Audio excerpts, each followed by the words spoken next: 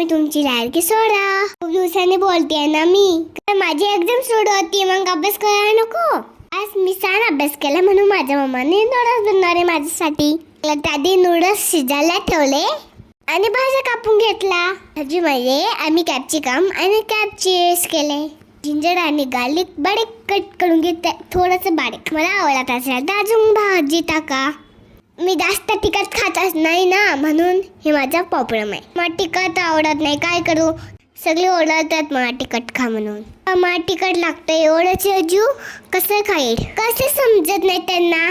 दे आता माझ्या मम्माने बघा काय काय चिरून घेतलं. चला आता नूडल्स बनवू. कढईमध्ये थोडंसं स्प्रेड घ्यायचं. ते बारीक चॉप केलेला जिंजर आणि गार्लिक टाकायचा. लांब चिरलेला आणून टाकायचा. थोडासा कॅप्सिकम टाकायचा आणि छान परतून घ्यायचा.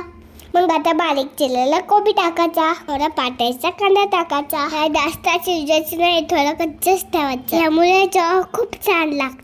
आता 1 चमचा सोया सॉस टाकायचा आणि 2 चमचे शेजवान चटणी. ही चटणी मम्माने घरीच बनवली आहे. आता थोडंसं पाणी टाकायचं आणि मिक्स करून घ्यायचं. मम्मा, मी पप्पाला सोडून खाते म्हणून मला खूप वाईट वाटतंय. असू दे पिल्लू, पप्पांसाठी आपण परत बनवू. ठीक आहे मम्मा. तुम्ही पूर्ण व्हिडिओ बघताय ना. आम्ही सजलेले नूडल्स त्यामध्ये मिक्स करून घेतले. मग वरतून बारीक चिरलेला कोबी टाकायचा. अरे खायला हडली लावा. मग असं दिसते मी. मग माझी मम्मा हाच गुणाची. किती छान बनवते सगळं. खोटं नाही बोलत, खरंच खूप छान बनवते. तुम्ही सांगा कमेंट मध्ये छान बनवले का नाही. तुम्ही कमेंट करून सांगितलंच नाही तर कसं करणार आम्हाला. असू द्या, आता लाईट करा.